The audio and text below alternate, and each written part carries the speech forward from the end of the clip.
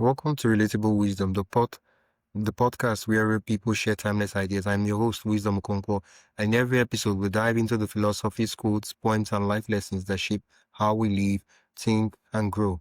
No matter where you are in life, this show is here to remind you wisdom is everywhere, and it's always relatable most of the times. Tell us your name and what you do. Okay, my name is Bill Derrick. I'm actually in the construction industry, but a couple of years ago, I decided that I had a book in me, so I wrote a book called Restored by the Storm, Navigating Through Life's Unexpected Challenges.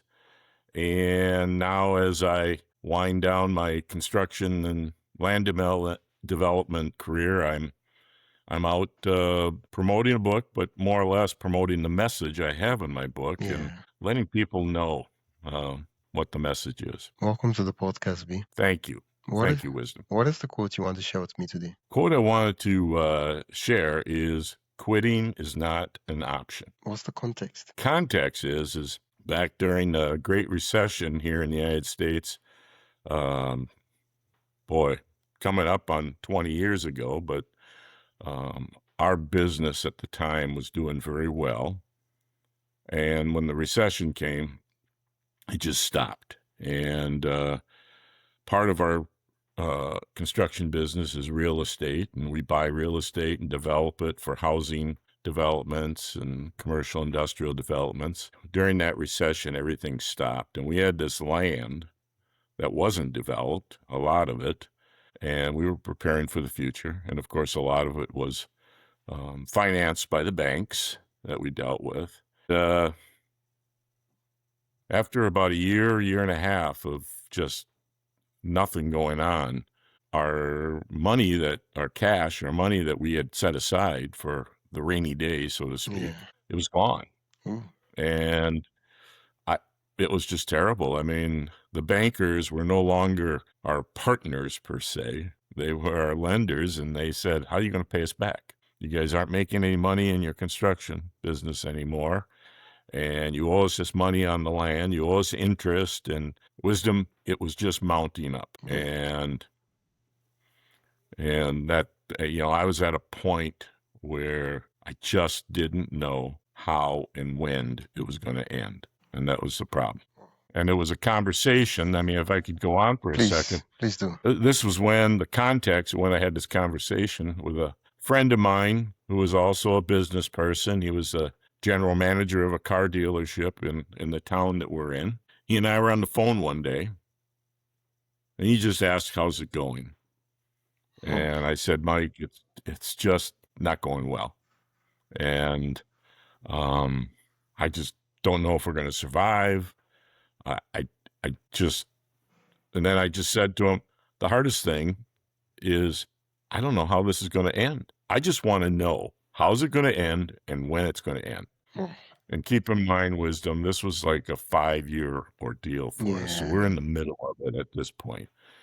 And he goes, well, Bill, if you want it to end, you can determine the ending. And I said, how? And he said, quit. And he said, just quit, give the land back to the bank. They'll probably sue you for, interest and all this. They'll get what they can, but at least you're done and you move on. And I just told them, I mean, it was quickly, this response was, quitting's not an option.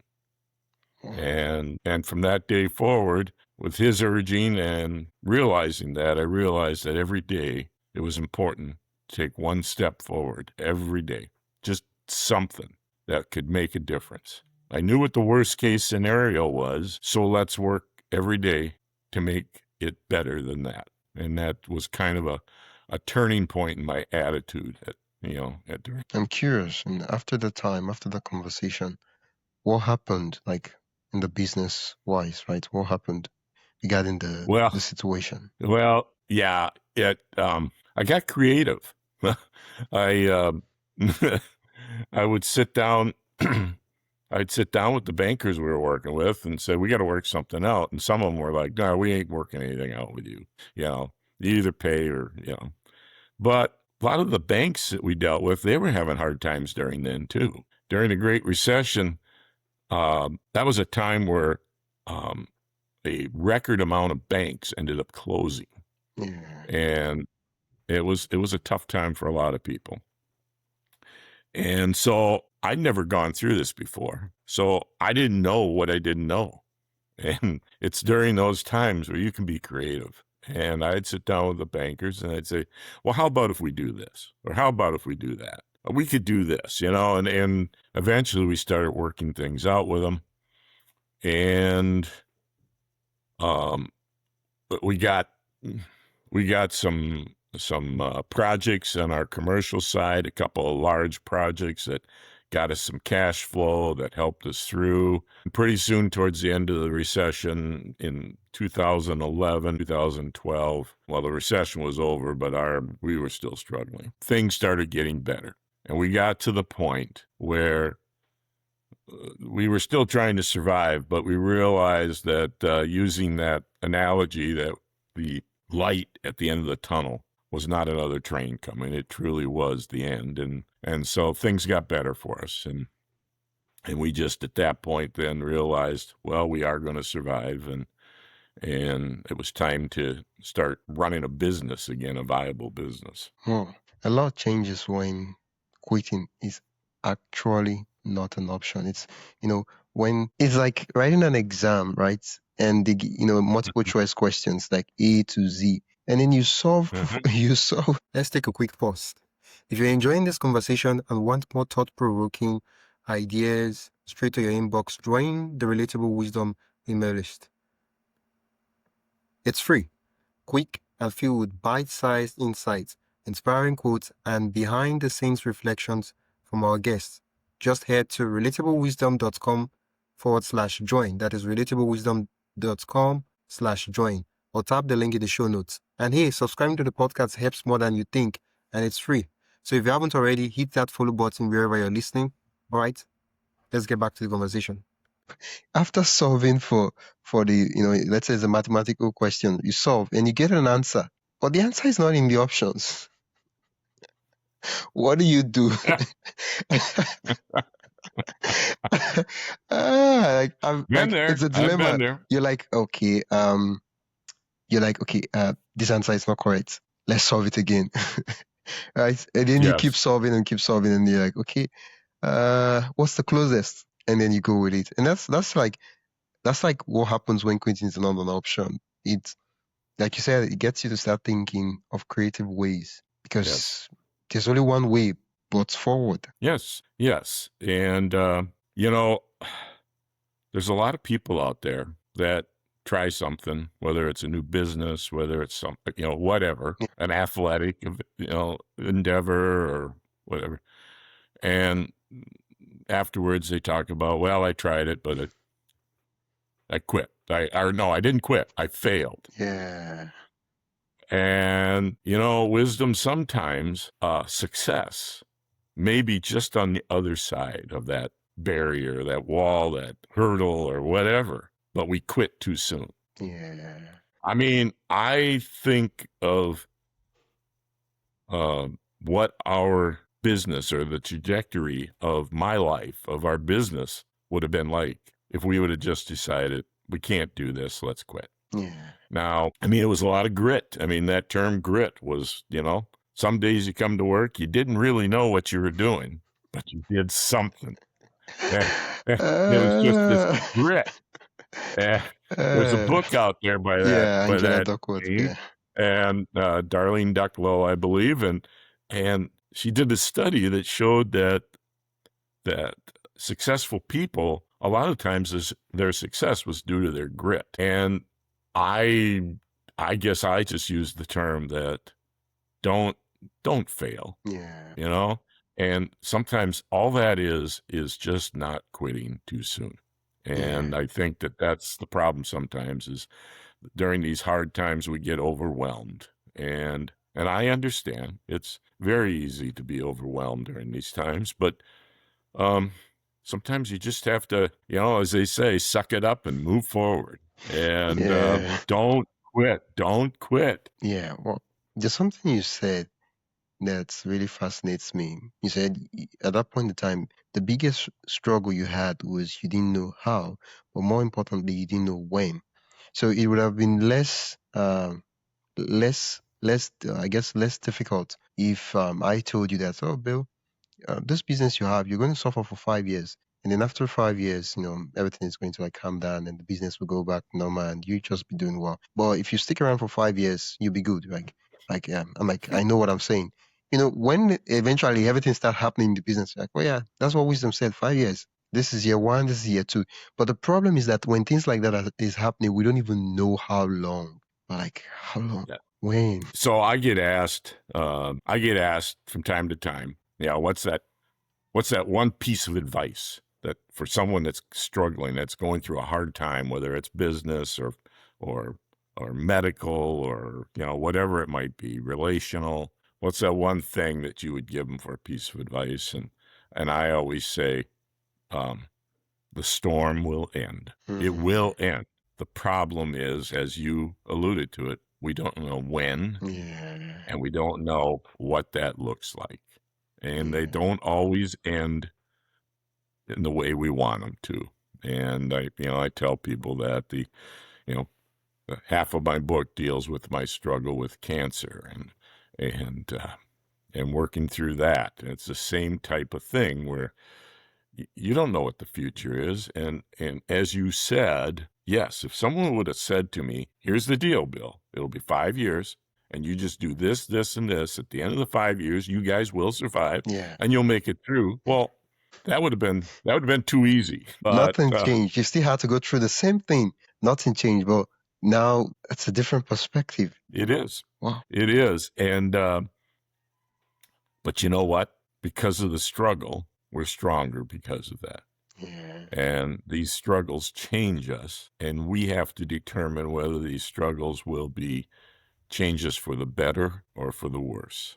And I think that's, a lot of what's in my message to people is you do have a choice about your attitude and your effort. Sometimes the rest of the things are out of your control, but control your effort and your attitude, and that will help you to get through these times. Yeah. Well, when you introduced your book, there's the title has a very specific set of words, restored by the storm. That doesn't exactly sound like what happens. Usually it's destroyed by the storm. What happened? Was that a typo? Were you supposed to type destroyed by the storm and then you're like, oh, I can't really see this well.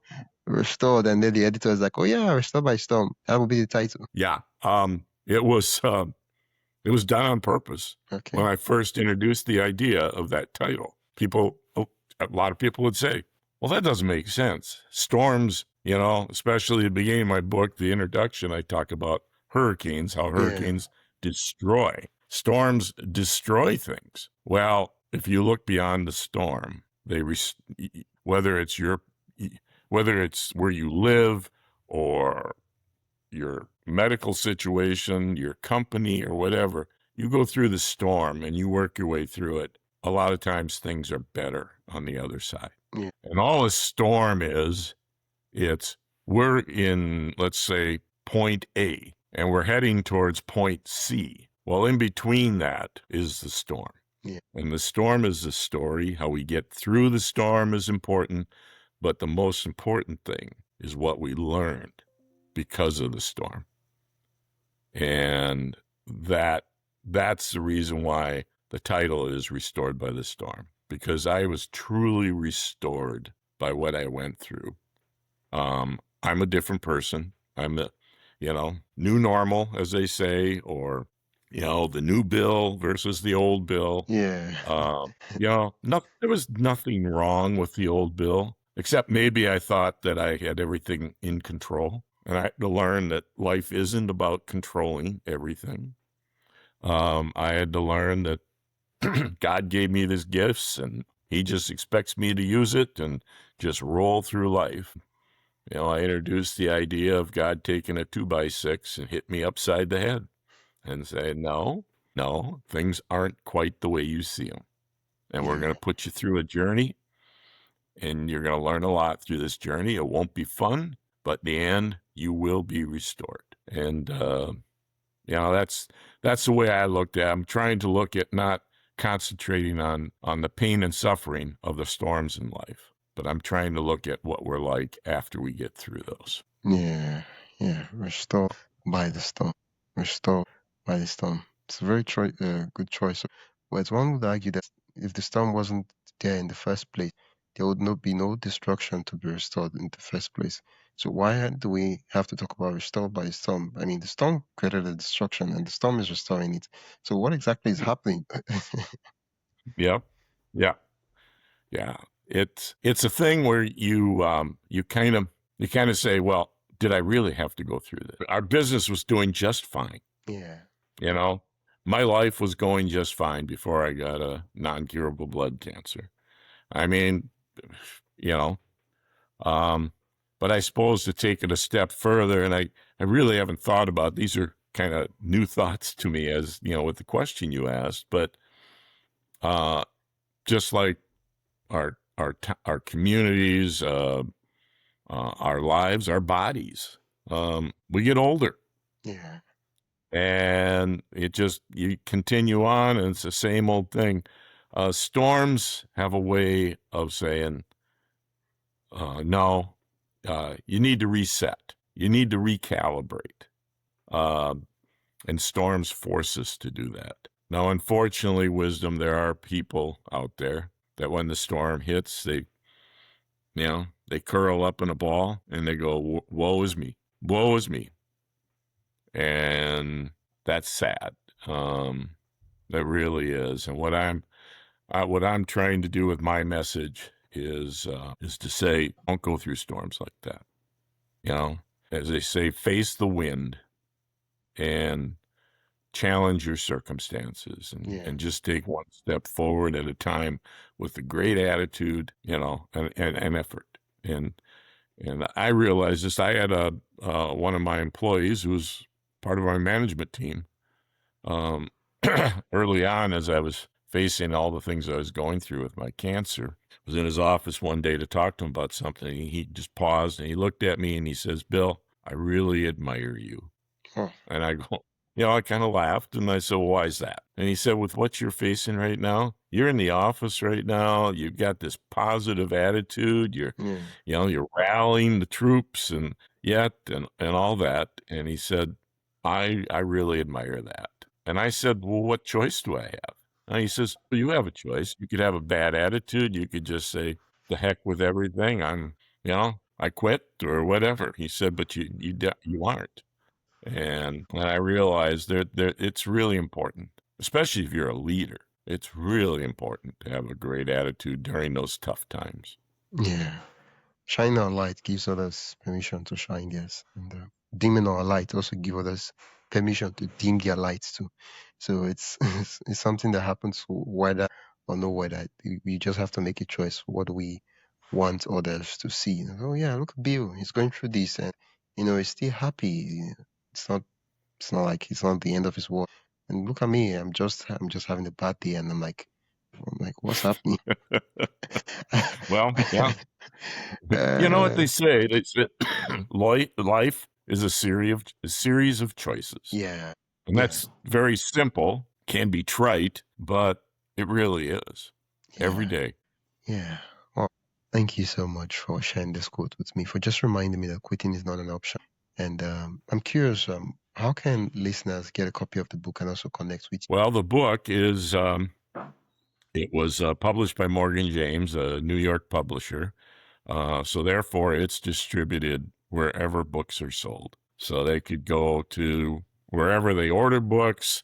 Depending on where you're at, it may or may not even be in stock in your bookstore, but certainly online is very easy. That's the way a lot of people are buying books these days, whether it's Barnes & Noble or Amazon, or they can go to BillDerrick.com, my website, and there'll be a little button there that says purchase the book, and that would be the easiest way to get it. And but yeah, it's been a love of my life for the last few years to get it done, and get it published and having opportunities to speak with people like you, Wisdom, and be Thank up you. front of groups and just letting people know that in my life, I'm not a professional athlete. I'm not a gold medal winner in the Olympics. I'm not a celebrity per se. I'm just that guy like everybody else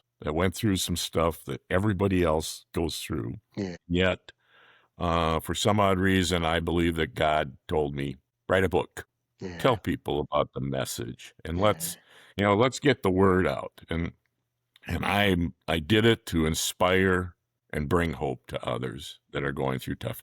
Yeah. Thank you so much. I'll put the links mentioned in the description so listeners can click the link and go directly to the site. Once again, it's been an absolute delight chatting with you. It's been an absolute delight chatting with you too, Wisdom. Yeah, thank you. You've been listening to Relatable Wisdom, and I've been your host, Wisdom Okonkwo. You've been listening to the podcast where every story, quote, and insight helps you see life a little differently. If you enjoyed today's episode, follow the show on your favorite podcast app and share it with someone who loved the conversation. For more inspiring voices and timeless wisdom, visit relatablewisdom.com. Until next time, keep living, learning, and collecting wisdom that matters most to you.